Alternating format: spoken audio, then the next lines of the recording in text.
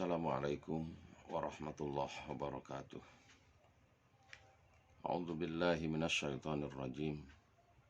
Bismillahirrahmanirrahim. Alhamdulillahi rabbil alamin. Wassalatu wassalamu ala sayyidil mursalin wa ala alihi wa sahbihi ajmain, amma ba'd. Ikhwatul iman rahimakumullah.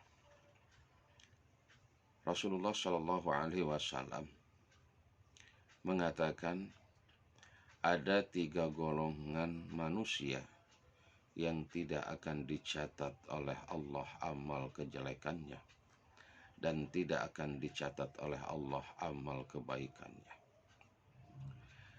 Sebagaimana Rasulullah mengatakan, rufi al-qalamu an salasin, akan diangkat kolam bagi 3 golongan manusia. Maksudnya tidak akan dicatat amal kebaikan 3 golongan manusia ini, dan tidak akan dicatat amal kejelekannya 3 golongan orang ini. Yang mana Allah sudah menugaskan orang yang mencatat amal kebaikan itu adalah malaikat raqib, dan juga Allah sudah menugaskan yang mencatat amal kejelekan itu adalah malaikat atid. Dengan itu kita harus hati-hati. Apabila kita melaksanakan amal kebaikan, pasti kebaikan itu akan kita dapat nanti di yaumul qiyamah. Dan apabila kita melakukan amal kejelekan, pasti kita akan mendapatkan amal kejelekan itu nanti di yaumul qiyamah.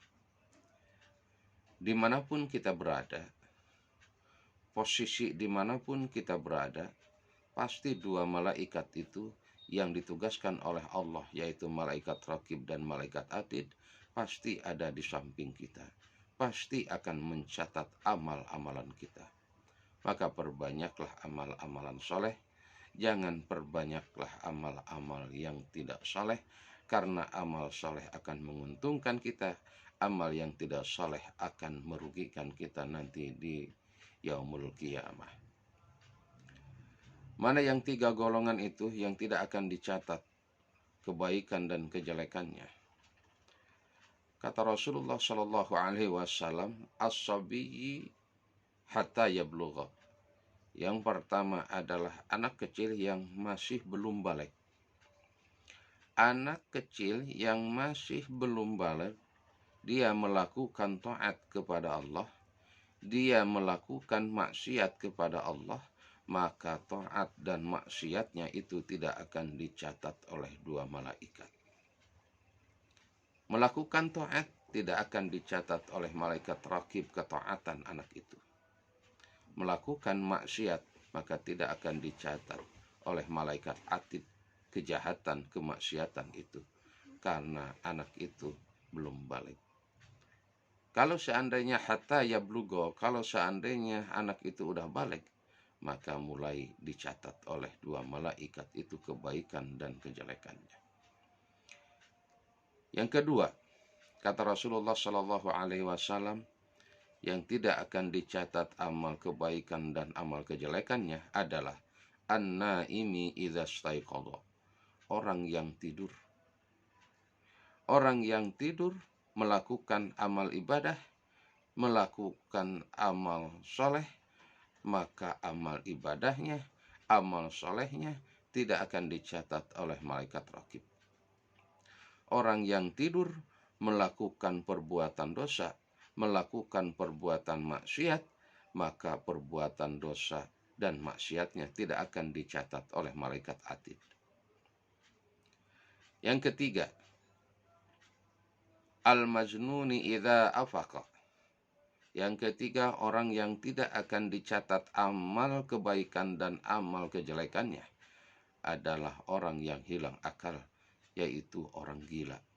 Orang yang gila rajin ibadah, orang yang gila rajin sholat, orang yang gila rajin baca Quran, tapi bacaan Al-Qurannya, sholatnya, ibadahnya tidak akan dicatat oleh malaikat raqib, dan juga melakukan kejahatannya tidak akan dicatat oleh malaikat atid.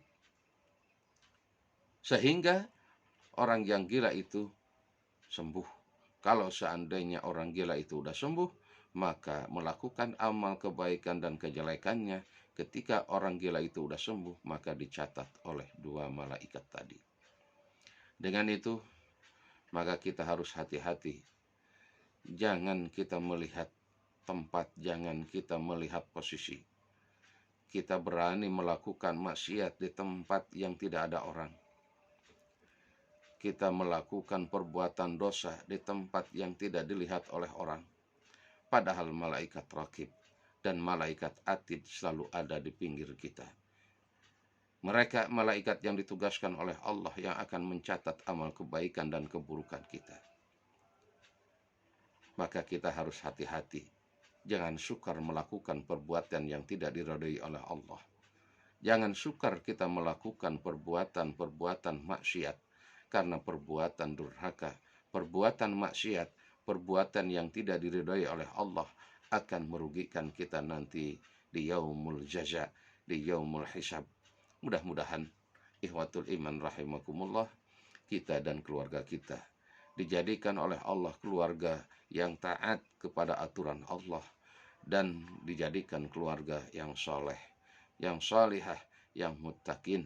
Mudah-mudahan keluarga kita dijadikan keluarga yang cinta Rasulullah Shallallahu Alaihi Wasallam, dan mudah-mudahan keluarga kita keluarga yang dicintai oleh Allah Subhanahu Wa Taala. Mudah-mudahan bermanfaat. Akhirul kalam, wassalamualaikum warahmatullahi wabarakatuh.